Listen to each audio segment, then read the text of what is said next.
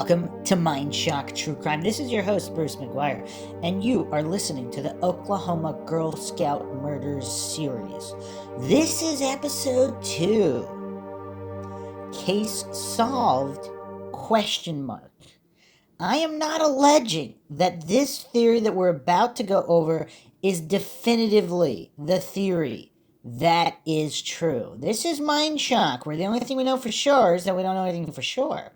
And we're not even sure about that. So the investigation from the beginning seemed to have a lot of issues, a lot of ignored evidence, further possible persons of interest not pursued, grand juries not pursued. Just very, very baffling and mind-shocking why some people did not want this case to be solved. What we are going over today is testimony from certain individuals pointing to the perpetrators that might have been as close as the neighboring Boy Scout camp.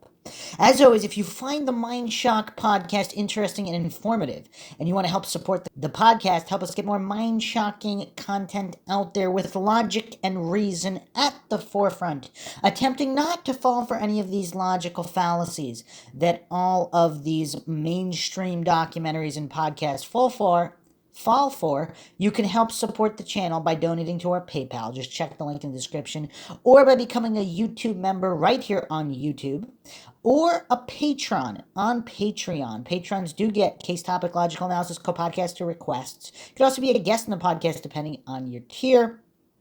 Make sure you subscribe to the channel, hit that bell for notifications, like and share, keep up the awareness in some of these unsolved cold cases. Awareness is what gets cases solved. Twitter, Facebook, Reddit, and of course Patreon. Questions, comments, theories, thoughts, suggestions, rebuttals, debunkings of any kind, leave them in the comment section. Okay, let's jump right into the fray here. We're going to go over a series of videos. These were recorded relatively early on, so these are not new YouTube revisionist clips. These are clips early on in the investigation. Let's have a listen here. 13 years ago, Melody Thompson of Cushing was at Camp Scott. She met the 3 little girls who were to become victims on the bus ride between Tulsa and Locust Grove. She remembers that they invited her to share their tent with them, but she declined when she saw how far back in the woods it sat. But the tent she chose had its own problems. The tent that I went ahead and slept in, the back of it had been slit. The flap was gone. And I took my mother's sheet and put it up there so we wouldn't have to sleep like we were sleeping out on the ground or something. Between 11:30 and 12. Well, we heard people crying and screaming. Well, we hollered for help, telling them that there was something going wrong, and they just told us to shut up. There wasn't nothing wrong. So we were scared all night. Wow. So, again, in hearing here 13 years since, so this is roughly 1990?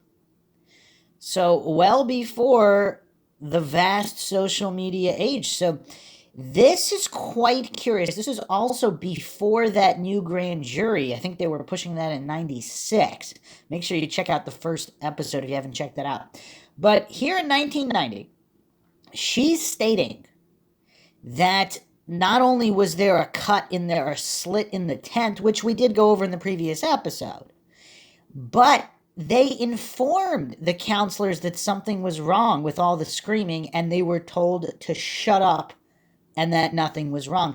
Curious statements from a witness here, an ear witness at minimum. I mean, this is mind-shocking information. Let's continue here. Paul Smith was sheriff of Mays County from 1980 to 1985. When he took office, he began his own investigation of the Girl Scout murders, but ran into opposition from politicians and law enforcement agencies that wanted nothing more to do with the case after the acquittal and subsequent death of Jean Leroy Hart. Now, what does that tell us? Law enforcement agencies, politicians, they want nothing to do with this case? They don't want justice for the victims? I mean, okay, let's say Hart acted alone. Wouldn't you at least want verification of that? I mean, it's just kind of weird, especially looking at all these other cases where the guilty party wasn't acquitted, they were tried and convicted, rotting in prison for however many years before it turns out, oops, the previous generation's DNA technology wasn't as accurate as reported by the scientism priests. All of a sudden, new DNA technology exonerates them. See, this is why it's kind of there should be some verification. It's kind of like when you do a math problem on a test. Yeah, you're pretty sure you got it right, but what's the harm in going back and double checking? I mean, who doesn't go back and double check? Yet in something far more serious than a math problem, in a case where people are murdered, innocent children murdered, nobody wants to go back and double check. I mean, is that not the biggest red, regardless of what the outcome is? I mean, how much of a red flag is this? But let's continue here. That Paul Smith's research led him to a far different conclusion than the original investigation. Such as there being one man involved. That just simply isn't true. You can look at the autopsy reports. In each one of them, a man would have to have a different tool in each hand. One with a square serrated face like a hammer, and the other one with something like a pipe or a crowbar, something long. Right. He'd had to have one in each hand plus some rope, because one of them was tied to the point that it severed the flesh. And they were tied differently. Yes, one of them was tied with a half hitch, and one tied with a single overhand knot, and which would suggest to me that two different people who are in the habit of tying knots tie different knots, not the same man doing both. Small things, but very important. Interesting. We went over the knots and the weapons and the possibility of more than one individual, but here we have it from the mouth of an investigator here. Wow. I mean, this is all very, very mind-shocking. Let's continue here. 18-year-old Jimmy Bryan was murdered in early July of 1977 in Cherokee County, shortly after the Girl Scout murders had occurred in June of that same year in Mayes County. Jimmy's body was not found until August 4th, almost a month after he was killed. It was alleged that marijuana was the reason for the murder. A suspect was arrested, pleaded no contest, and is now serving life in prison. But Jimmy's father, Travis, began to hear stories that the group of young men had bragged about the Girl Scout murders, and he believes Jimmy was killed to keep him quiet about what he knew. The boys stayed all night at my house, probably 3 or 4 nights prior to the murder up there at Locust Grove. And the type of shoes that he had on, he sat right here and we sat here and drank coffee, and I made a remark to my wife after the boys left about his funny looking shoes he had on. It looked like that the soles were car tires. And then one night on the newscast, I saw when they brought out about the footprints in the cave up there. Well, I brought it to my wife's attention about it. And then there was a picture the next night shown on television, and my youngest son said he knew the girl. Yeah. And then the next thing I knew, we heard that they were bragging about it down here, and that's when we went to the authorities. But we never could get nothing done about it. The boys lived in the woods practically all their life, you know. They lived in caves and old cars, bodies and things like that. And Travis Bryan believes the circumstances should be thoroughly investigated, even if his son is somehow implicated. I've got no proof of this, and I could not get any help before to try to bring this to light. Through the authorities, it was hushed down here on this end and hushed up there. And so, but for the benefit of the parents of the little girls up there is why I'm trying to get it done, because like I said, there's nothing that can hurt me or hurt Jimmy out of this thing. And if he was implicated in it, then, you know, that's just the way it is. I believe that it was their stuff in that cave. It was their belongings that was found in that cave on account of the one picture, you know, that was shown in there, and the tracks. And like I said, I've got no proof. But in my own mind, I know that's what happened. And in my mind, I know that's why Jimmy was killed. But it's been since 1977 that we've been, and you're the first one I could get to even listen to me about, you know. So, wow, is this not the most mind-shocking testimony? So, Jimmy is killed shortly after. They blame marijuana, which they often do, especially in the 70s and 80s. But here's the thing, and especially going back to the inscription, the killer was here, fools, and then even the fools underlined. Would that be more likely to be written by a Native American like Hart? Or is that more like something like some teenage punk kids would write? And similarly, that threat, the note that was delivered with the box of donuts, is that something that a guy like Hart would do to taunt? I mean, even if he is a killer, what's his MO? Is that how he would do it? Or would it be more likely to be some of these teenage boys who know the layout of the camp very well? They sneak in and out often. Now, if they have the experience of sneaking, then of course they could sneak. And would they want to taunt and play games and possibly even put those shoes that were returned in a plastic bag? Are those the type of games they would play? And since they're not Native American expert trackers or supernatural shape-shifting skinwalkers, perhaps how would they be able to evade those threads that were placed by law enforcement, security, whoever, that were found broken around that time?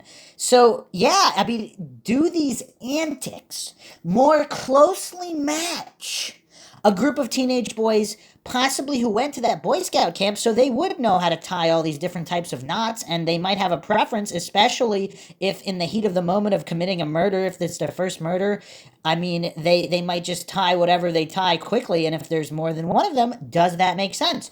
Does that make sense with the shoe prints?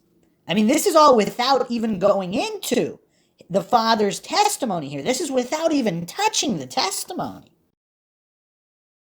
So again, I mean, I mentioned the handwriting issue before too. Whose handwriting does that inscription in the cave match? Does it match Hart's? Or does it match one of these teenage kids? Has analysis ever been done? I mean, how hard could that be to do? There's got to be some writing samples. Just all very, very bizarre. The other thing to consider is the motivations of this guy. I mean, his son is killed. He can't ever get him back, so he's basically got nothing to lose at this point, and he just wants to advocate for the truth. I mean, that's a kind of integrity that does not seem to be too prevalent these days. But let's continue here. 1977, Camp Scott was made up of 410 acres. It was divided into 10 units, each named after an Indian tribe. 27 little girls were a unit. It was near dense woods at the westernmost boundary of the camp. A drawing used at the trial some 2 years later shows the configuration of the Kiowa unit. The little girls' bodies had been carried from their tent and placed approximately 100 yards away. 2 were still in their sleeping bags, 1 was not. All had been sexually assaulted before their murder. Another point here also is it would be a lot easier for 3 or 4 guys to carry 3 bodies as opposed to 1 guy, regardless of the size, because 2 of them are zipped up in bags, 1 of them not. I mean, just logistically, that's kind of an issue for 1 person, isn't it? Pete Weaver was sheriff of Mays County in 1977. He arrived at Camp Scott at 7:05 a.m. And at that time, for one of the victims' body, I would estimate to be 70 degrees, was still warm. The other 2 were in sleeping bags, and which had some protection from the elements. And from there, we started our investigation. It had rained the evening before the murders, just after the little girls had arrived at camp, and had continued into the night. Sheriff Weaver says the rain helped authorities estimate the time of the deaths. I found a hank of sash cord that in that general area that was dry other than dew. So this would indicate that the crime was committed sometime after 11 o'clock, or that sash cord was put there after 11 o'clock because it had not been rained on. While law officers searched for leads, Mrs. Farmer, Lori's mother, learned that there had been other incidents at the camp prior to the night of the murders. And Mrs. Farmer says, had she known, she would never have allowed her daughter to go to camp. And it upsets her even today. If I had known a tent had been slashed the night before Lori was to get on the bus to go, I would have never let her go. And when we got up there and saw the arrangement of the area, it is not the way we thought our child was going to be in a camp area. I would not have stayed in the tent Lori was in as an adult. I would not have stayed there. I would have been frightened. And as a parent of a child who was murdered, the hardest thing for me is to accept that I let her go into that situation. And I will never get over that guilt, ever. Meanwhile, investigators put their clues together, including a flashlight left at the scene which had a dated newspaper wrapped around the batteries inside, and particles from the attacker's hair found on the tape used to bind the little girls. Their evidence led investigators to believe that an escaped convict named Jean Leroy Hart was their chief suspect. Hart was a convicted kidnapper and rapist who had grown up in the area and who had been a fugitive for the past 4 years. Jerry Weber, Channel 2 News. Another thing that's kind of curious, too, is this guy's a fugitive from the law. Is this something that he would really do? And, I mean, it's tough. I mean, if you're going to claim that he's just some kind of psychopath and he doesn't care, but then what? Is it possible he also committed other crimes in the previous 4 years? I mean, is he going around just killing children? I mean, what's his MO? I mean, why do this just random crime? Does it make more sense that it was other parties? In the first episode, I went over other adult males with histories of violence and sexual assault, but there's not a ton of evidence for them either. Is the Boy Scout camp theory number one? And we'll be getting into that. Hart knew well the wooded countryside of eastern Oklahoma. He had hunted and fished the area all of his life, and he was related to many of the Indian people who live in the region.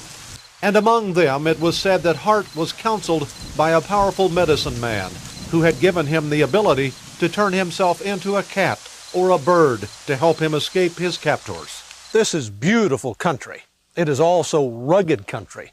The hills roll, the oak and blackjack are thick, and a man who knows the terrain can lose himself in here almost forever. Dogs were brought in from a police department in Pennsylvania to help in the search. A plane with a heat-seeking device was also employed, looking for Jean Leroy Hart and for his hideout.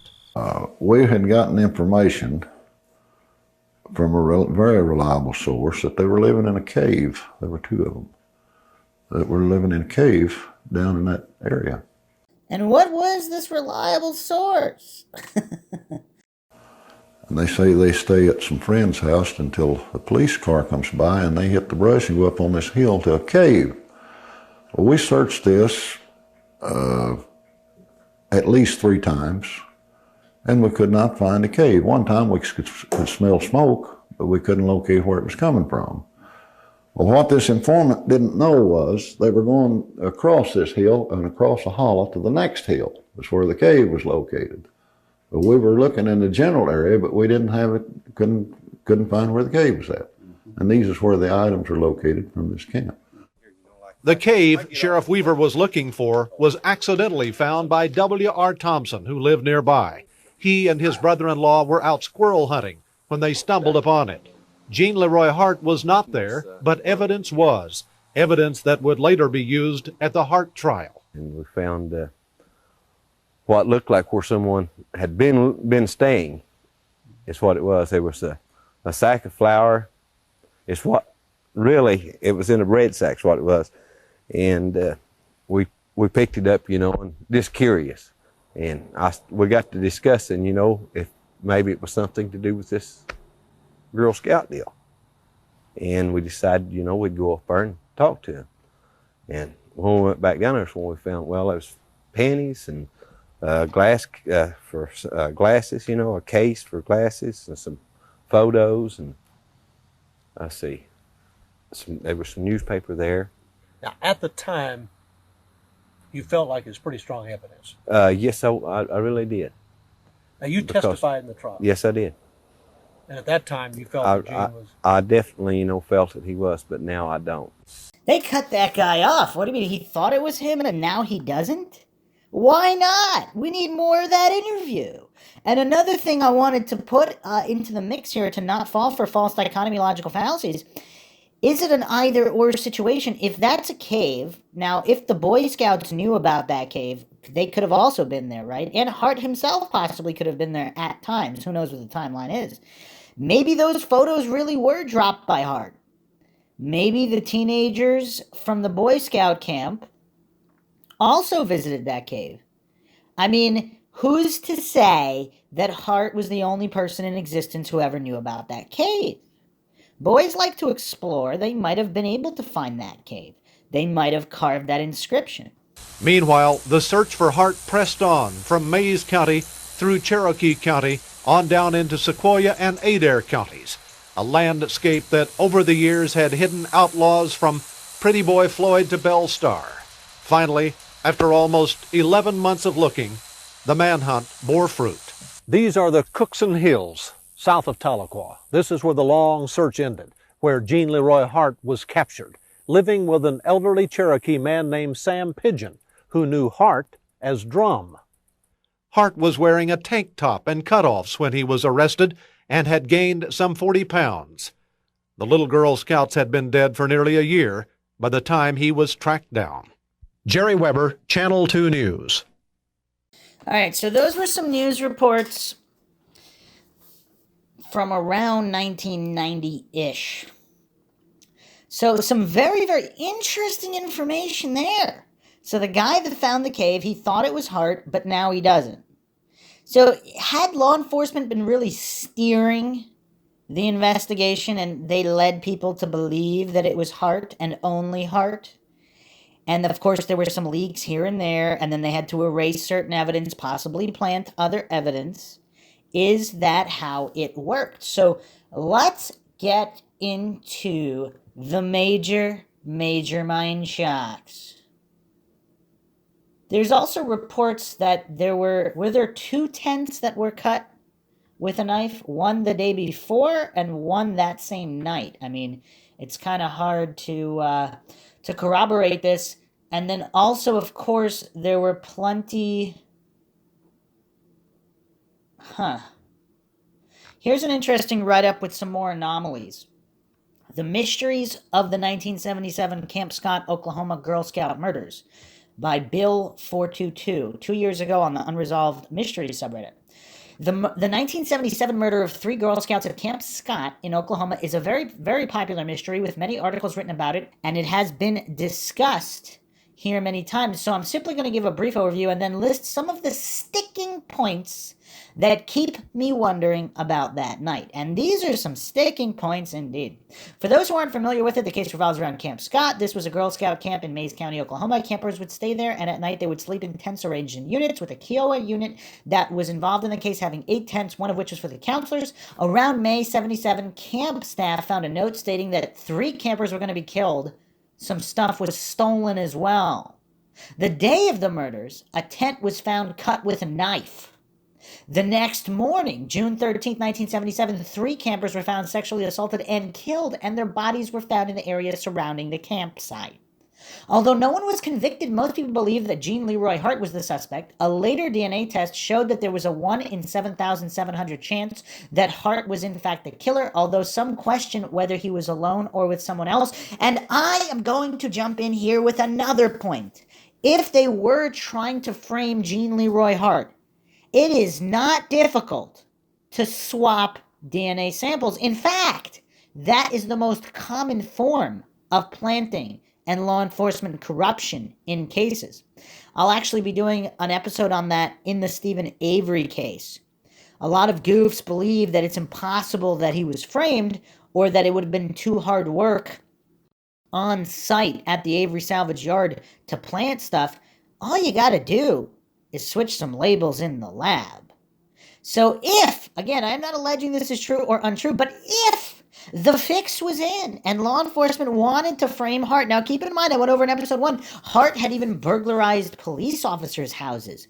And the sheriff himself supposedly had previous run-ins with Hart over other cases. So they knew him. And they might have specifically wanted to pin him whether they thought he did it or not. Maybe they really did think he did it, but the evidence wasn't there, so they planted it. Maybe they really thought he was the guy. Maybe they didn't care. Or maybe they knew he wasn't the guy. But either way, it's not difficult to swap a label. So even the DNA test, which is a 1 in 7,700 chance, which of course doesn't mean that much. I mean, that's nowhere near beyond a reasonable doubt. But even that might not be accurate. That might not be accurate at all. So let's not fall for these logical fallacies. Continuing on with the post here, my questions and ongoing thoughts about this case, however, are more about the events leading up to it and how those events went unreported. And these are also very, very critical. Do they point to Hart, or do they point to pranksters escalating to violence and murder from the neighboring Boy Scout camp? First, there is a note found a couple weeks beforehand that 3 campers were going to be murdered. Stuff was stolen. From my understanding, this was attributed to a prank from a Boy Scout camp. While I don't personally see threatening to kill 3 young kids as funny, I can understand how in the 1970s it was simply written off as being a prank from a 17 or 18-year-old Boy Scout counselor. Plus, with little specific information, it would be too vague to act on anyway, so I can understand this one. Second, earlier in the day on the date of the murders would take place, a counselor found one of the tents in the unit had been cut open with a knife. I imagine this should have been rather alarming, that someone had a knife and was cutting up a heavy fabric tent with it. But again, I can see this being written off at the time. From here, things seem more baffling to me. Third, a counselor in another unit, a short distance away, sees a dim flashlight moving through the woods between 8 and 10 p.m. So this is quite a few hours before the attacks. As there were miles of woods around, this was in a remote area, one would think this would be pretty alarming. I understand that at the time there were no cell phones or anything, so the counselor couldn't just send a text to one of the counselors in the Kiowa unit, and perhaps they mistook where the light was coming from and thought it was just someone in the Kiowa unit walking around. But still, I would be rather concerned if I were in the middle of the woods where no one else should be and saw a dim flashlight in the distance moving towards the camp. Another point here, too, if this was Hart, or possibly other adults, would they really be hanging around for so many hours? Whereas possibly Boy Scouts from the neighboring camp who were used to sneaking in and out might feel confident to do that, and also young and stupid enough to do that. Fourth, and to me, one of the most concerning events. In the early morning hours, a dim flashlight is seen in the woods coming closer to the campsite. I can't find the article, but if I recall, it was one of the counselors from the Kiowa unit that saw this. To me, this really should have set alarm bells off. A dim flashlight in the woods where no one should be, slowly moving towards the campsite. Now, I understand the counselors were only around 18, and I'm not trying to blame them in any way, but it baffles me that someone would see a dim flashlight in the woods coming towards the tents at 1 or 2 in the morning and simply ignore it and go back to sleep. I can only wonder if the campers would still be alive if someone just raised the alarm at this point. Fifth, also in the early morning hours, the 2 counselors in the Kiowa unit get up after hearing a commotion in one of the tents. After this, they hear a guttural sound. Presumably, it is the sound of one of the girls being raped near the counselor's tent.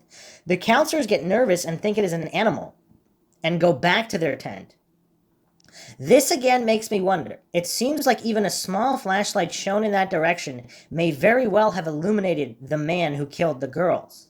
And although we'll never know, perhaps if the counselors had checked on this, perhaps one or more of the scouts could have been saved. Like I said, I'm not trying to blame anyone, especially 18-year-olds, but I just can't wrap my head around it. For several people to ignore a dim flashlight in the woods moving towards the camp, to not shine a light when you hear a guttural growl near you in the woods. If any one of these things had raised the alarm bell, maybe things would have turned out better. What do you all make of these events? Am I overthinking it? Okay, I actually have answers here. So first of all, this doesn't even include the account of one of the girls in the tent that we viewed on that news report from around 1990, where she stated that they reported it and they were told to shut up and that it was nothing. So here's the explanation here. If these were boys from the Boy Scout camp that the counselors knew about and knew they were pulling pranks, did they simply write them off as pranks because there were previous pranks? They possibly even knew who exactly was doing the pranks. So they wrote it off because why are they going to go around chasing boys in the woods when they already know who they are and they know that, or in their minds, they could never imagine that they would actually harm anybody. They were just pranksters running around with flashlights. Especially if they did this multiple times prior, possibly even making crazy noises to try to scare people. So if they knew all of that, would they be more justified in writing it off and ignoring it because they knew where it was coming from and in their own minds they did not believe it was any real threat? Now, again, let's not fall for false dichotomies. Is it possible, because this was reported that there were pranks from the Boy Scout camp, is it possible they were around with flashlights, but they were not the perpetrators of this crime? So that explains the multiple sets of flashlights. So perhaps the true perpetrators, if they were actually older men, not these teenage Boy Scouts, did they go into the camp? Did they know about the pranksters and they wanted to use that as a cover? Because if they did, and they did use that as a cover, I mean, that would be kind of smart. Especially if they knew that these counselors knew about the pranksters from the camp, so they wouldn't suspect random flashlights in the woods, so they would be more brazen about using flashlights.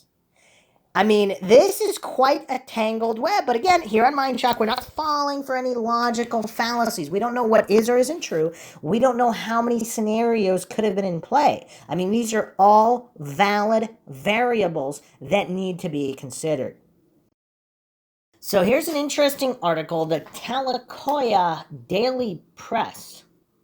Crime Rewind. Officials say Girl Scout murder case unsolved. Investigators believe some in the area may have information about the crime. November 11th, 2021. An unspeakable crime that occurred nearly 45 years ago in the nearby Mayes County remains unsolved to this day, but some law enforcement authorities haven't given up on the case. On June 12, 1977, 140 Girl Scouts set off to Camp Scott to spend 2 weeks learning about hiking, cooking, swimming, and more. But in the early morning of June 13th, camp counselor Carla Wilt in the Kiowa unit stumbled across the bodies of 3 campers in Tent 8. The girls were Michelle Heather Goose, Doris Denise Milner, and Lori Lee Farmer. Local law enforcement officials were on the scene by 7:30 a.m., and now retired Cherokee County investigator Jack Goss was among the first to arrive. I did get up to the scene the day it happened because all surrounding counties were sending people to help, said Goss. Camp Scott was evacuated at about 10 a.m., and the campers were returned to Tulsa to their families. Investigators initially withheld details of the crime, and Mayes County Sheriff Glenn H. Pete Weaver believed he knew who was responsible, Gene Leroy Hart. And it's also curious how soon he knew who was responsible. Was it immediately before there was any evidence gathered? Because that would be curious, because that's what happened in the Stephen Avery case. Gene Leroy Hart, Weaver's suspect, had just escaped from jail before the murders occurred. A 10-month manhunt ensued before Hart was found hiding in a cabin in Cherokee County. You can imagine just how many reports of him spotted we received. He was fishing down at Etta Bend with Sam Pigeon, and we arrested Sam also and then turned him loose, said Goss. Hart pleaded not guilty to the murders and was on trial in March 79 with Garvin Isaacs and Gary Pitchlin representing him. The jury listened as the state's case focused on hair and semen samples found on the bodies. Dr. John McLeod, fertility expert at Cornell University Medical Center, testified the sperm linked to Hart. Experts argued several items found in a cave a few miles away from Camp Scott were also connected to Hart, but Isaacs argued that evidence was planted to frame an innocent man.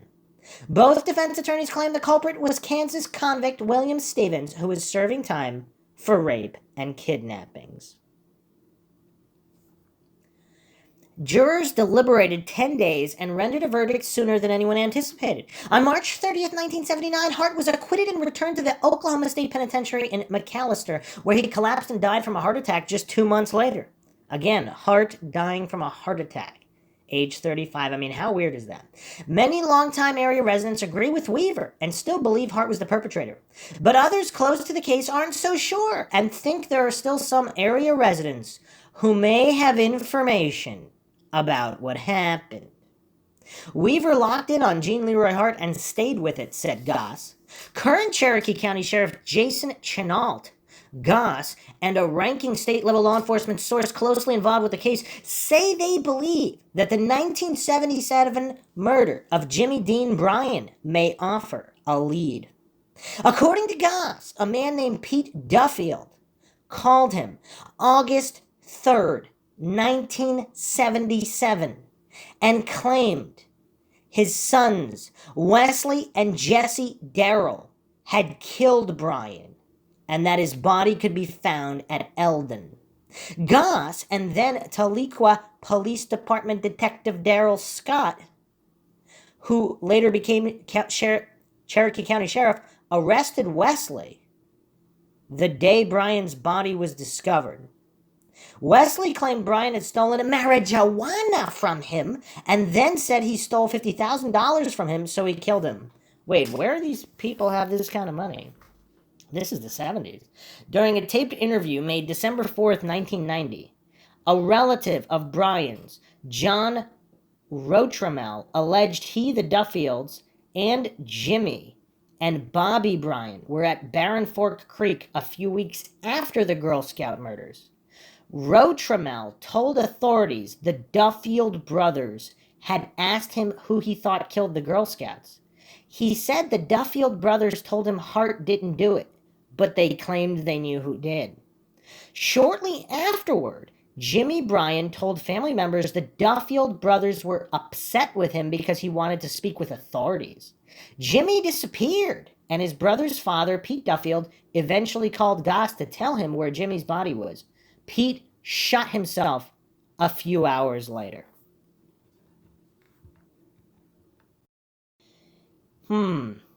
This is kind of weird. This is definitely kind of weird. So Pete Duffield calls Goss August 3rd, 77, claiming that his sons killed Bryan.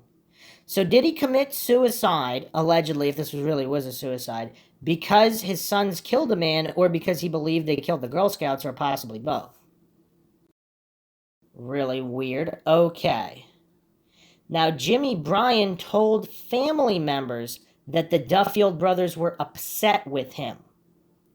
And then Jimmy disappeared. So he didn't disappear before he talked to several family members. Interesting. From an investigator's standpoint, what's significant about this, as near as we can tell, Rotramel had absolutely no reason to make that up, said the source who has been close to the investigation for over 40 years. That's the first thing I saw that made me think there's a story out here somewhere, and Jack and I started working on the case then. So Johnny Rotramel is a relative of Bryan. And he, Jimmy, and Bobby Bryan, as well as the Duffields, were the ones that were at Barren Fork Creek a few weeks after the Girl Scout murders. Wow, okay. So at some point afterwards, they became upset with Jimmy Bryan. Mary Jane Jones was 19 years old in 1977, and she revealed information in a written statement in 2008 at the Cherokee County Sheriff's Office that suggested the Duffields, might have information about the Girl Scout case. Jones approached Chenault because she said she felt the Mays County Sheriff's Office and the Oklahoma State Bureau of Investigation wouldn't take her seriously. She also told her story to the Daily Press. And this matches the account that we saw in the video earlier about Jimmy Bryan's father, who said that nobody wants to listen to him, and that just reports that nobody wants to reopen the case, nobody wants to take anything seriously, from politicians to law enforcement agencies. Why? Is there a conspiracy afoot? Over the years, DNA evidence from the Girl Scout murders has deteriorated, and authorities are still trying to piece together what's left. Some people have called media outlets and claimed to have committed the crime, so sifting through the material is difficult. Chenault, Goss, and the other law enforcement source have asked that DNA... So one of them doesn't even feel comfortable identifying themselves. This is a law enforcement source. Have asked that DNA samples be collected from other persons of interest. Samples were eventually collected, but the status was never disclosed to those three. Chenault pointed out that while the triple murder is a Mays County case and not a Cherokee County one, they got involved after they learned about details they felt were too compelling to dismiss. So the neighboring county wants to solve the case more than the county law enforcement where it occurred. I mean, what does everybody make of that? As for the Duffields, Wesley died in prison while serving a life sentence for the murder of Jimmy Bryan. Jesse Darrell was charged as an accessory but was never convicted. He was later convicted on charges of rape by instrumentation, and upon his release from prison in 2010, he was again arrested for failure to register as a sex offender in 2013. He was sentenced to 3 years to the Department of Corrections with time served and was discharged in August 2021. Officials have not confirmed whether the Duffields ever had information related to the Girl Scout case, and that may be difficult since Wesley is dead. A contact number listed for Jesse Darrell when he registered as a sex offender is no longer in service. Other numbers provided him were also dead ends. What's next? I mean, this is quite bizarre, but this is an article, November 11th, 2021. So at least that's good. There's still some movement in the case. I thought we'd have to rely on obscure forums that, by the way, have been going over all of this information for many, many years. There's a couple other interesting tidbits just sifting through the posts. Supposedly, multiple pairs of glasses were stolen from different tents during that night. So one pair was found with the bodies, one pair was found in the cave. I mean, this is kind of weird. So somebody went into multiple tents. I mean, there was the report that a man peered into a tent with a flashlight. Other reports stated it might have been a woman, but either way, did the perpetrator or perpetrators go into multiple tents at different times, possibly when some of them were sleeping, and steal glasses? I mean, you would think with all the interviews, the police would have been able to nail that down. A couple more interesting posts here on Unsolved Murders subreddit. The old locals know who did this. Too many murders happen in rural Oklahoma and are unsolved because no one will come forward with info. 2 girls disappeared in '99 from Bethany, Oklahoma. Just last year, the case broke and there was an arrest. Everyone in town knew who did it. The Camp Scout Girl Scout murders. This camp was sold long ago and is now leased as a hunting land. Any clues are long gone. But Locust Grove knows who did this. Follow-up posts here. It's funny you brought this up. The current sheriff actually stated the police department was having issues with people withholding information from them, but that they were on the trail of numerous people with first-hand knowledge of the crime. Why do you think people are unwilling to come forward? For the sake of grieving family members? Or why not do it anonymously? I know there is the whole snitches are the dirt of the earth label, but that is what is happening here. I feel like this type of mindset is more common in gangs and prisons, not rural Oklahoma. Okay, so here's what we're here for. Let's go to the source of all of this information about the Boy Scout camp.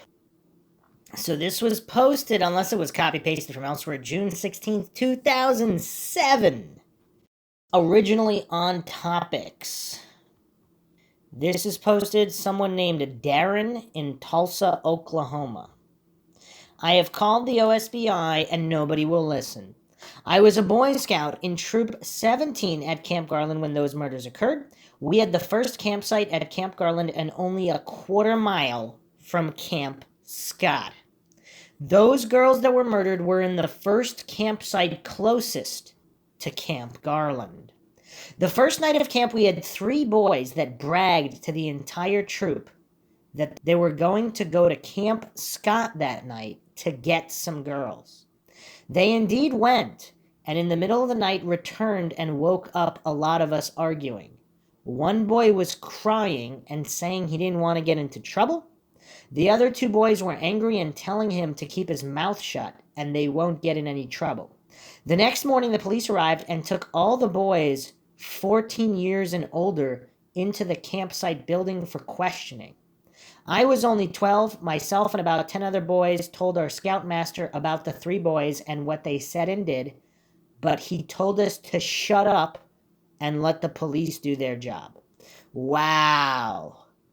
So, who is the scoutmaster, and was he involved in some capacity? Or were those other boys relatives of the scoutmaster?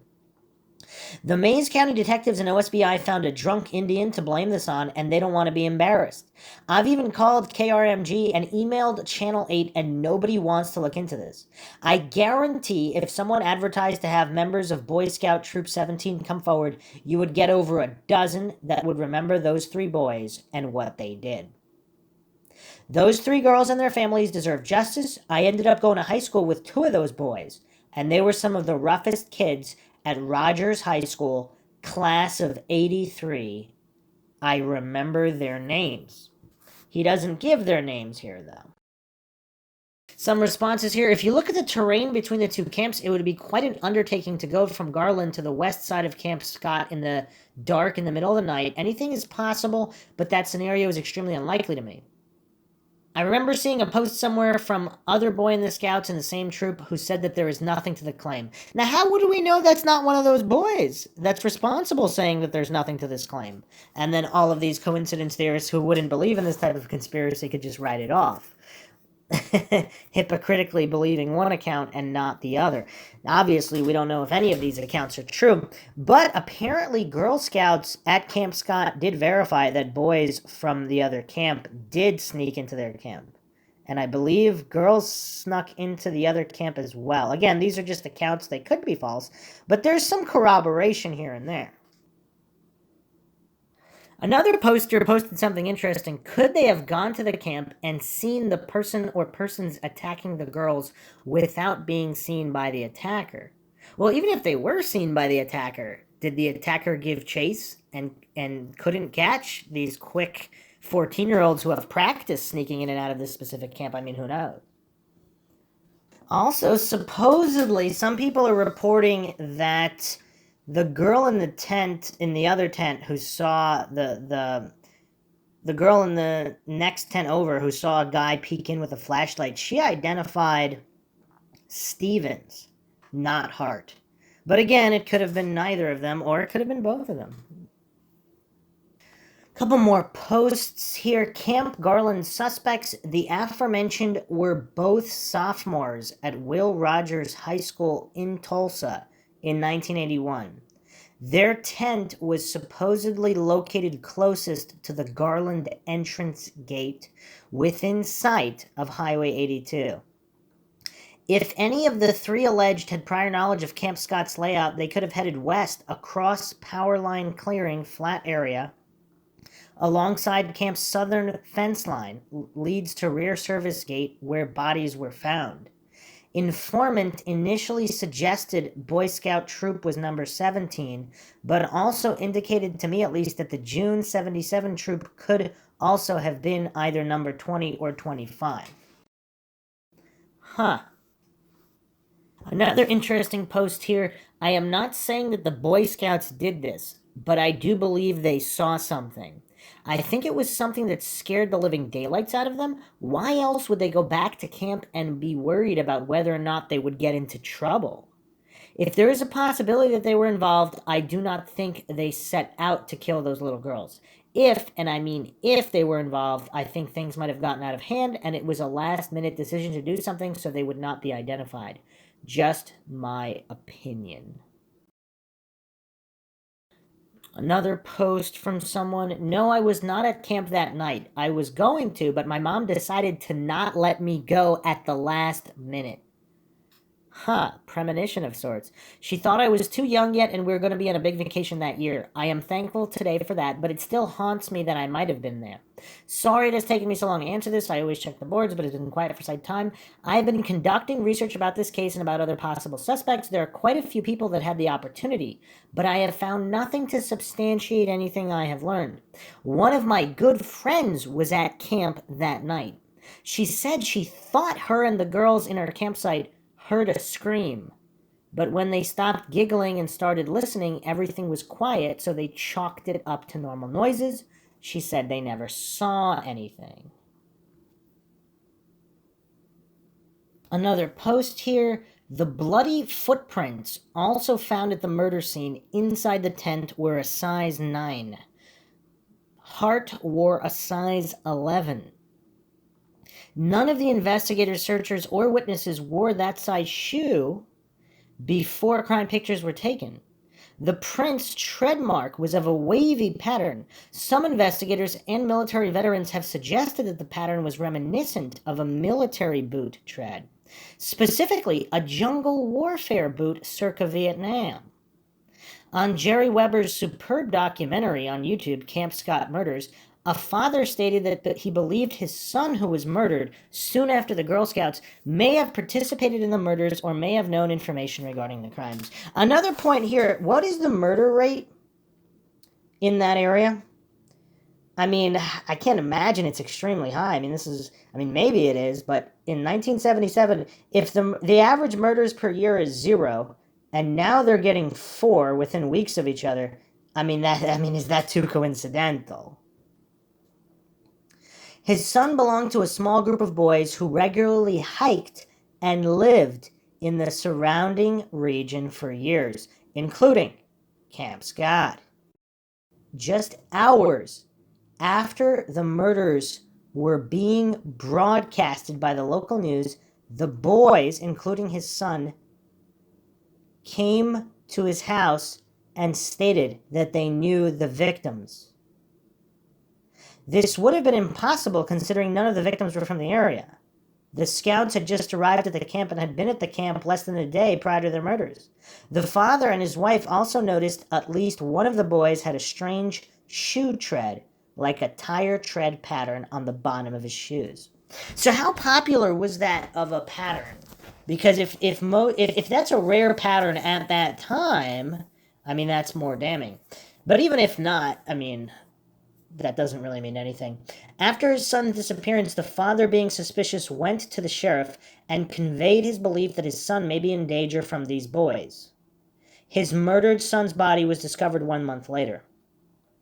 The boys convicted of his murder stated that their reason for killing his son and their friend was because of a dispute over weed. The father stated in an interview with Jerry Weber that he was the first person to ask him about his beliefs and the murder of his son. He went on to state that the sheriff's department never made a follow-up regarding his suspicions. By the way, at least one of his son's murderers is still incarcerated by the Oklahoma Corrections Agency. He has been repeatedly denied parole. Another post here. I was there that night. It was my first time to go. I went as an individual, not with my troop, and I was 10. I had sleepless nights for a while and also had to meet with FBI at a nearby hotel in Tulsa shortly after returning home, and it all kind of faded from my memory.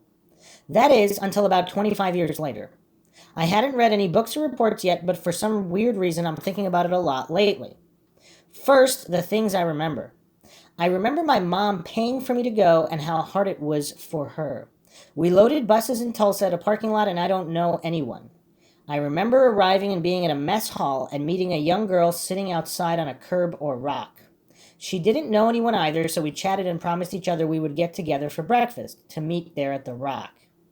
Next thing I remember was walking in a straight line, grouped to our tents. I thought it was Kiowa, but now I don't know if that's a memory of things I heard in the news. I just remembered I had a hard time pronouncing it because I had never heard the tribe before. I'm confident I was the tent next to the last one. So 7, if anyone can confirm. I do know my tent was closest to the bathroom. We went there prior to the mess hall, but only long enough to slide our bags under the cots. So after dinner, we went back, and I remember pulling my bag out and going through everything I had. My tent only had 3 girls. 2 cots lined each side. We chose to be toe-to-toe. My head was right inside to the left of the entrance. Our tent sides were rolled up, but it started lightly raining. Not heavy rain at all. Maybe because of the trees. My best memory is my senses. Maybe because I didn't know anyone and didn't talk much because of it. We unrolled our flaps but didn't tie them because it was humid. Right when it started getting dark, the screams started. I never experienced this before. The other 2 girls explained that everyone pulls pranks and tries to scare each other. Then they decided to go to the bathroom because it was too dark and scary to go alone. Plus the pranking. I didn't want to, so I stayed in the tent until I realized I was alone. I then ran after them. There were girls running and screaming everywhere. I couldn't see a thing, so I went back to the tent and they were there. We laid on the cots, talking. The girl at my feet all of a sudden said a man just opened her corner flap and shined a flashlight in her face.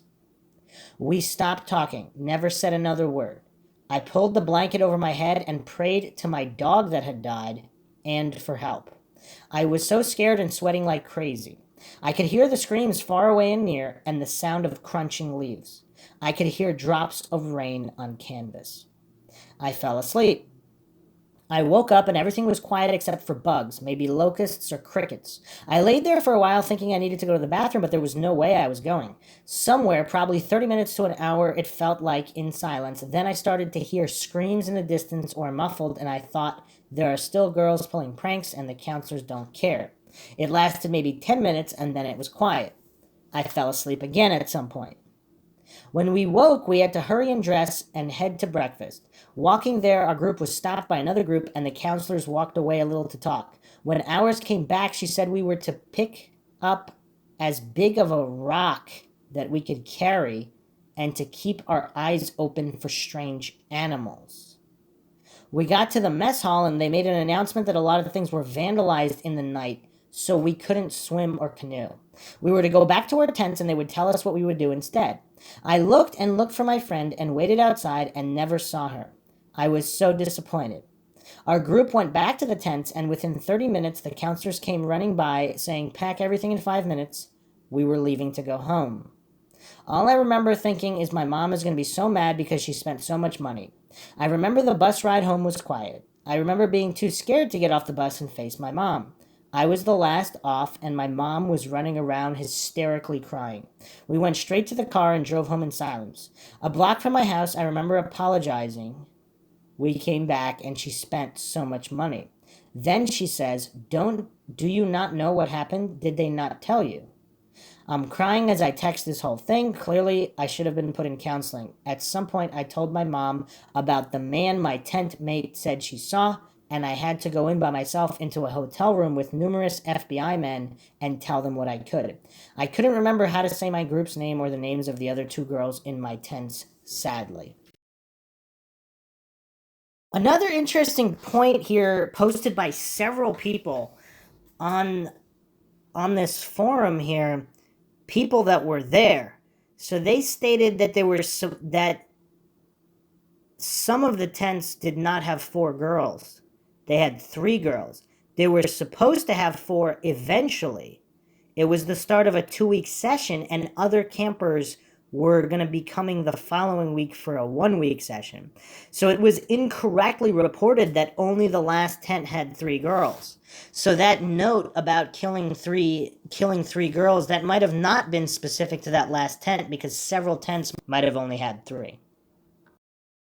Another chilling post here from this witness. After being told there was a man coming down the trail, we ran back to our tent and jumped in bed. After talking for a bit to the other two girls, the corner was opened at the backside corner of the tent by the bathroom. A counselor would not have done that. They would have checked from the front. After she told us that a man did that, we could hear footsteps walking along my side towards the front and then stopped. The only reason I think that the FBI dismissed my statement is that I couldn't remember the name of the girl that saw him, or that I couldn't remember the name of the tribe I was in, which makes me think they don't know either. I have to tell you, though, I have never read any other statements or accounts from other people until the first night I posted on this forum. I sent my whole recollection of my memory to a friend before I did to make sure my memory wasn't altered by what I read. It's just amazing to me the facts they put down for a girl in Kiowa is almost the same as mine. That's very smart to do as well, not to have memory contamination. Wow, I mean, here's the thing, though. There was, 140 girls? I mean, that's not that many. They couldn't find out that this guy, whoever this was, might have been going through multiple areas. Apparently, there's also reports here that there is confirmation that 3 to 4 Boy Scouts from the neighboring camp were questioned regarding the murders, but that's all there is. Here are some more interesting points made by other people. I don't know if they're local or not, but they have a lot of info here. Local hunters trespassing in Camp Scott, both in hunting season and out of season, was a chronic problem for decades. The caretaker frequently had to tell hunters to get out. You have to realize that it's not just sport hunters use that region. Locals hunt game year-round for food on the table. It is a generations-long habit, and one they still claim by treaty rights. Whether or not those treaty rights have been rescinded, official legal hunting seasons be damned. Locals also resented the presence of all camp kids in the immediate area. Camp Scott for Girl Scouts, Camp Garland for Boy Scouts, a Salvation Army camp for inner city kids, and several church camps that were located in that area. Locals resented having city people and their kids being there, disrupting hunting on those lands, yet not contributing to the local economy because the campers came and went without spending any money there. Camp Scott sat in the heart of the Cookson Hills, an area along the providence of outlaws, both Native American and others. The majority of those living in the area at the time of the Camp Scott murders of the 3 girls were Native American, and resentment of having opened up tribal lands to ownership of land by whites was and still is greatly resented, especially ownership of land owned by outsiders such as the scout councils and various churches. There was a general disrespect by locals against the property rights of the camps. I mean, there's interesting points here. Trespassing in the camp by locals wasn't just hunters. There was a long history of theft of materials such as fire screens. Wow. Another point here, Kiowa unit was the most remote unit in the camp, easily accessible from closely adjacent private land. The girls' bodies were found right by a fence line, not far from a gate, easy to climb. This person actually is a local and someone who went to Camp Scott. Continuing on here, I camped 2 summers at Camp Scott, both times in the Kiowa unit. It was decidedly the most vulnerably located unit, and I went weekend camping during autumn and spring about a dozen times, mostly in the Quapaw unit, as well as in the Arapaho and Cherokee units, and Red Barn once each back in the 60s as a junior and cadet scout, and in 1970 and 71 as a senior scout. During several of those weekend campouts over a 7-year span of time, I personally witnessed 3 separate, very disturbing, scary incidents. First incident was in Quapaw Unit on a cold autumn night with no wind. I woke terrified, but having no clue what had awakened me or why I was scared. I had not been having a nightmare.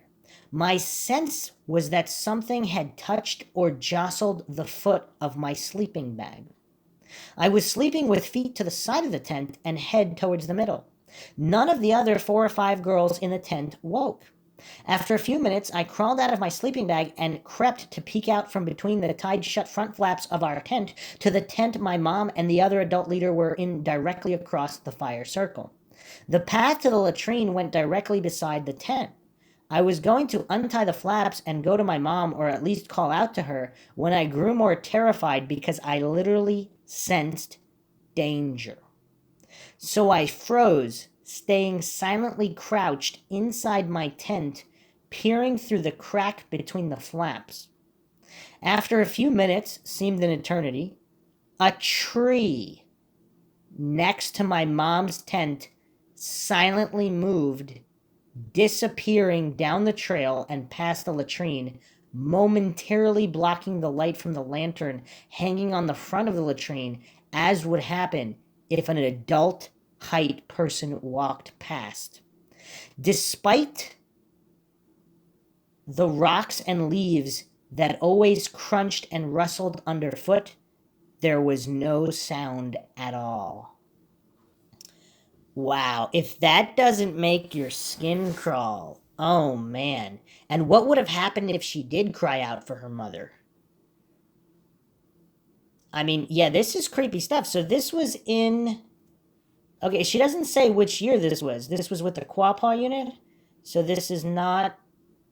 She just said this is throughout the 60s or 70 and 71. So between the 60s and 1971. So a number of years prior.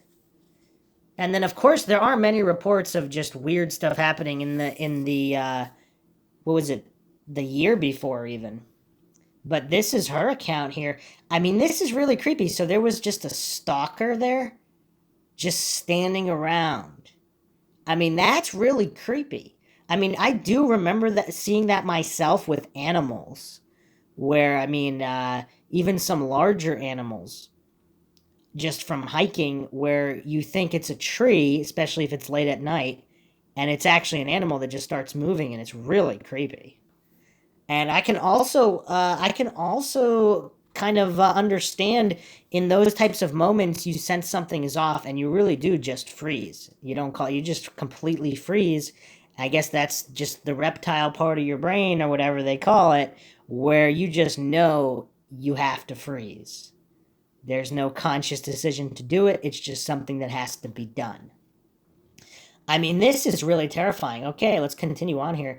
The second incident was also in Quapaw during warm spring a couple of years later. Quapaw was across a rocky dirt road near the camp caretaker's house where he and his wife lived. Their outside cat that had strolled into the unit for petting the previous evening was freshly dead the next morning, with its head wrung almost backwards, with the body thrown into a brush pile down the road near Kiowa. Several of us girls and my mom found it when wood gathering. I mean, this is right out of a horror movie. The stalking, the animal deaths. The third incident was a year later, again in spring. So I'm assuming that first incident was in the late 60s. Or so. The third incident was a year later, again in spring, weekend camping in the Cherokee unit. 4 of us girls, then teenagers, went hiking with permission.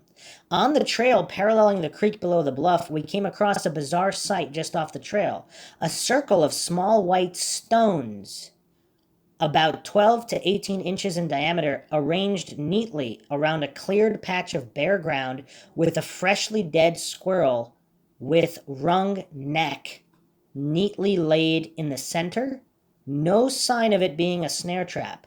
That scared the hell out of us, and we ran back to tell the adults, who didn't believe us and told us to quit making up stories. But when I got home that evening and told my mom, she believed me. Mom reported all 3 of those incidents in person at council headquarters when they occurred, but all 3 were discounted by paid staff as kids' wild imaginings, despite my mom having personally seen the dead cat, obviously with a wrung neck. Now add up all the many other reports from numerous troop leaders over the years of items stolen overnight, threatening notes left, strange men not the caretaker glimpsed in the woods. It is clear that there was a pattern of intimidation and trespassing going on for some years prior to the murders. I mean, this stuff is creepy. This is really creepy. I mean, wow. I mean, someone really does need to do a proper investigation, not just of that year, but I mean, it looks like the previous 10 years or so. As to who, one or more, committed the murders, I am certain that at least some locals damned well knew who was guilty and shielded him or them both then and to this day. It was someone who was a true sadistic sexual predator, whether Hart fit that profile or someone or more others.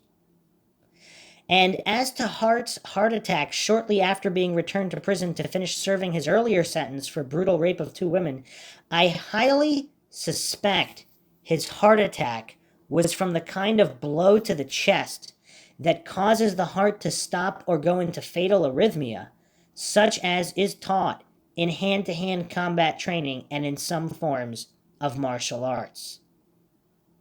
You know what's weird about that is, did they do an autopsy? Because if he didn't have any kind of heart condition, I mean, if there really was no reason for him to have died, it does seem like that might have been murder. And why would he have been murdered? Was it like a paid hit by people who wanted vengeance? Or was it from the side of law enforcement or politicians who didn't want him to live long enough to, I don't know, possibly do follow-up DNA testing or whatever that might hurt the case? What I don't understand is how scientists can find identifiable DNA from ancient animal and human bones millions of years old, but cannot get a reading from evidence samples off the girls because the DNA is too degraded. That's a good point, too, because, I mean, obviously sometimes the DNA is too degraded. But if it's not degraded, would they say it was degraded? If this was a frame-up job and the DNA doesn't match, I mean, the disappearing fingerprints, another wrinkle in this case. Another post by this user, correction, the 2 summers I camped, 1 year was in Kiowa, the following year was in Arapahoe. And rechecking the map of the camp, the weekend camping trip when we found the squirrel laid out ritualistically, we may have been in Comanche instead of Cherokee. An interesting follow-up post here, the animal mutilations appear to be ritualistic in nature, almost Wiccan. Then again, the stones could have been placed around the remains of the animals to make it appear religious, when in fact the mutilations were the actions of a proto-sadist. A very young proto-sadist. I'm not familiar with Cherokee offerings or sacrifices like the scenes you describe. The walking tree incident indicates not only a familiarity with the camp, but a brazen pathology of the individual trespasser. As for DNA, you have to understand that the mtDNA that was tested in 2008 indicated 3 out of 5 hits that matched Hart. But they could also indicate a close relative of blood relation. That being said, OSBI made an estimate regarding Hart's kin in the immediate area. They concluded that Hart had at least 250 relatives living in the area circa 1977. We all know that Hart was a fugitive prior to the murders, and that his family and friends hid him for years. What most people don't know is prior to his conviction, he lived with his nephew, some would say a protege. The same nephew would be convicted of crimes against women. His whereabouts prior to and immediately after the camp murders have never been quantified. Now, in Cherokee culture, all children born Cherokee belong to the mother's clan. That being said, this gives us a clear lineage that mtDNA investigators can follow scientifically and on paper tribal roles. Since mtDNA traces the maternal line, then the results of any hits could be potentially enormous. The reason I mention Hart's nephew, it is my belief that more than one assailant committed the crimes. If Hart committed the crimes, I hypothesize he had an accomplice with him, maybe a close confidant, maybe a family member. It would make sense why mitochondrial DNA did not come back with a 100% hit on Hart, but a partial hit from the samples taken. It should also be noted that as far as I know, the latest test results performed about a year ago have not been released. So this post is from 2019, unless it was copy-pasted, but they did not release the results of the latest DNA test. Why? That's kind of weird. Can they be FOIA'd? I mean, what is going on? Is this even an active case? I suspect they did get a hit and are combing every available DNA resource, civilian and law enforcement, to find a match to what they have. Think the Golden State Killer and how he was caught. Here's another interesting post. I've been reading the book, and it seems to me that Hart was not a very savvy criminal, to put it mildly. He allowed his license plate to be seen by one of the two pregnant women, leading to his identification and arrest. He was idiot enough to break into an armed policewoman's apartment and then actually stayed in the apartment building to try other doors after leaving hers, instead of realizing that he had probably just gotten the police called on him, which he had, and getting the heck out of there as fast as he could to avoid them before they arrived. From what I've read of when he was questioned, he's an incredibly bad liar on top of all that. The murders were sloppily done, true, but I can't help but think that there was someone else involved who had a little bit more foresight than Hart. If it had been just him, I would almost expect him to have left a business card and a map to his whereabouts inside one of the sleeping bags. Interesting. Here's another little tidbit from one of the campers and locals. I truly believe people living in the area felt they were protecting Hart from the sheriff who had a personal grudge against him. Something about marrying one of Hart's ex-girlfriends. What? Wow. That's messed up.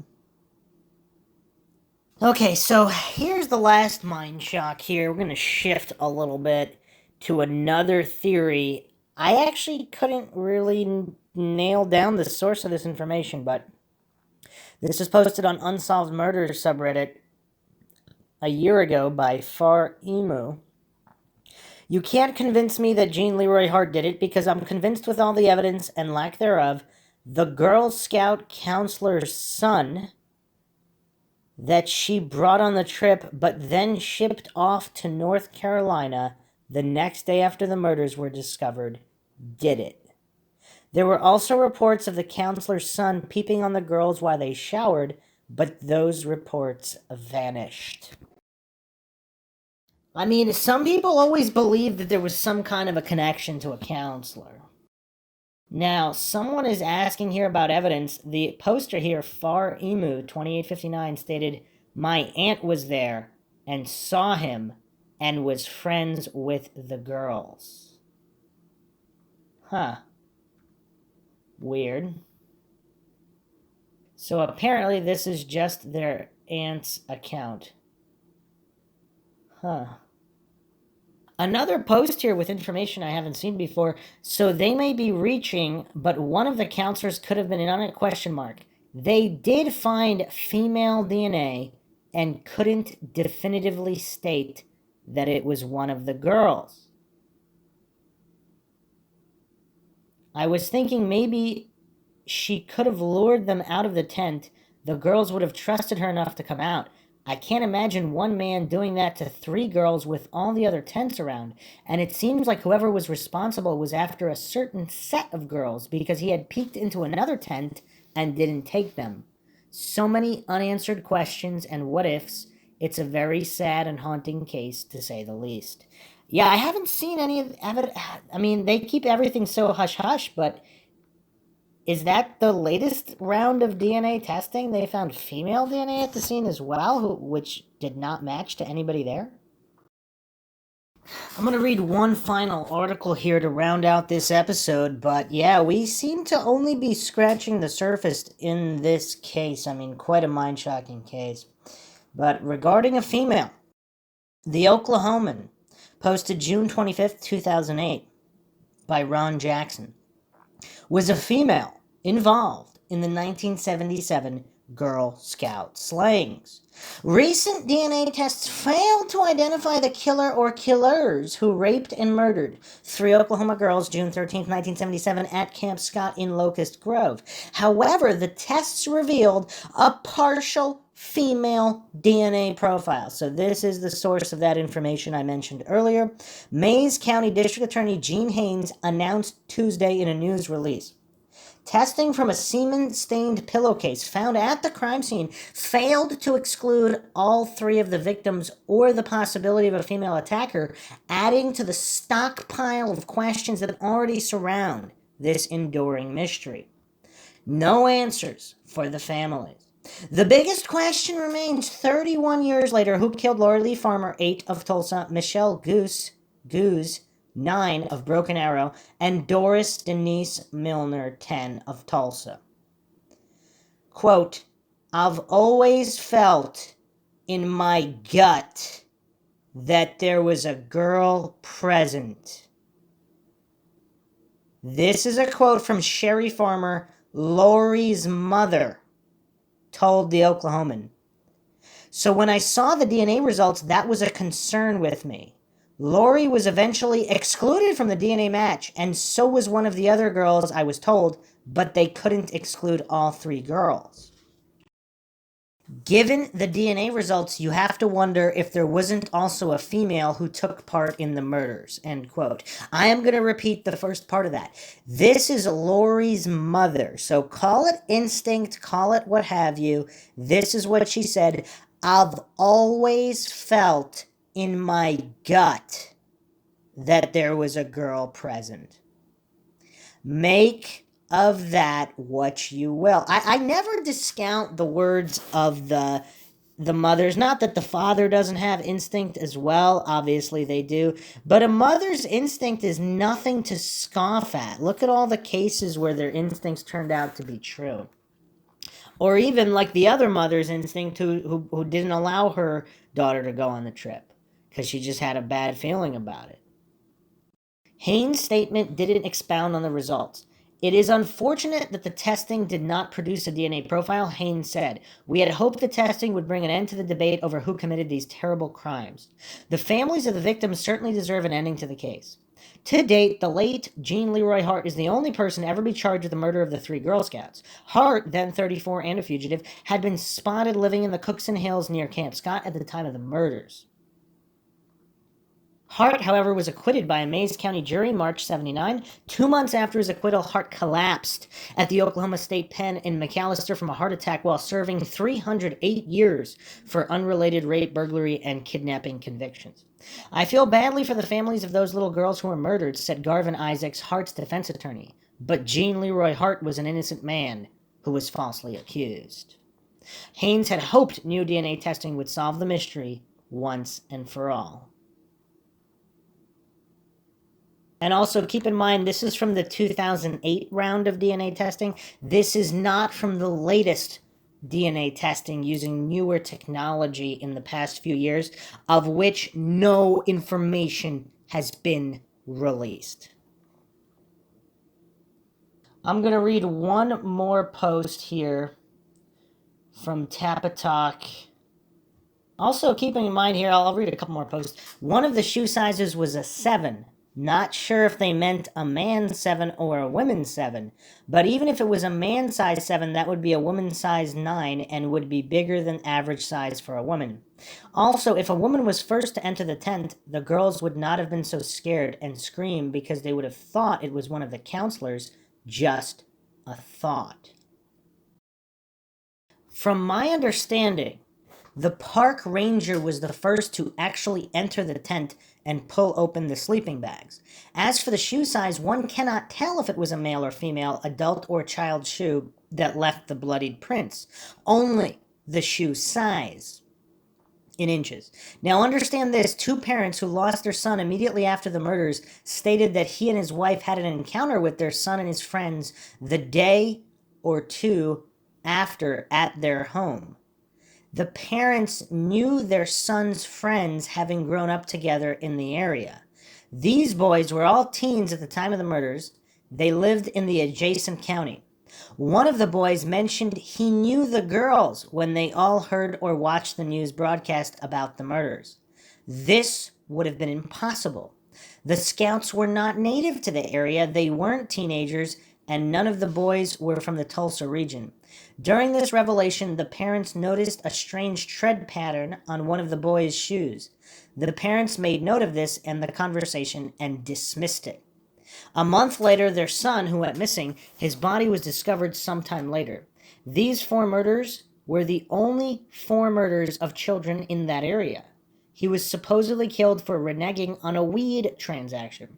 Their son was not a drug dealer. The father and mother did not believe that this was the reason for their son's murder, even though that was what the murderer of their child confessed. They both figured it had to be something else. Weed grows wildly in the region. Regardless, the parents went to the local sheriff and stated their belief that their son either knew something about the Scout murders or was a participant. The local sheriff and state law enforcement never followed up on their statements. It wasn't until 13 years later that a Tulsa news reporter brought this information to the public. Then there is the Boy Scout camp that was nearby, young boys all with a few adult male supervisors. So some interesting points here. So there's basically 2 different theories regarding young-ish boys. So young teens who are sophomores at the high school, or possibly these other boys who are not Boy Scouts, just simply locals in the adjacent county. But 2 of the boys, the son's friends, grew up in that area. Okay, this is all really weird. So there you have it. Different theories, more information. Basically, we went over a lot of the information that's available. There are a few other theories and a few other suspects that we will be going into, as well as other strange happenings in the area. But what we went over is so creepy, because these are... How many accounts have not been reported? I mean, this was so long ago. I mean, some of the campers, unfortunately, could have died in car accidents, whatever, of all the previous years. Or some might just not be comfortable sharing the stories, but one can only wonder, how many more creepy accounts are there? From walking trees, to dead animals being found, to random pranks being pulled. How much of it was from the boys? Again, let's not fall for false dichotomies here. How much of these are simple pranks by girls within the camp, or by the Boy Scouts in the neighboring camp? And how many of these activities are actually being perpetrated by others in the area, whether disgruntled Native Americans or other local hunters who are upset with the camp? I mean, there's just so many people that could be responsible for some of these thefts and pranks and stalking incidents. I mean, they're just downright creepy. And the other thing that's kind of weird, I mean, it's not that weird, but how many campers would not have been exposed to any of this type of activity? Because obviously there's not creepy things going on 24/7. These are I don't want to say they're super isolated incidents, but there's a number of incidents, but there would also probably be many campers who had a great experience and who never encountered any of this, even if it was going on around them, which is even, I mean, that's really creepy in and of itself. I mean, there's guys stalking around tents. A certain percentage of campers that were either dead asleep or whatever, that were fast asleep or whatever, they wouldn't have even heard or noticed, even though it was going on. And they would be none the wiser. Yet others personally witnessed some of this activity. All very, very creepy.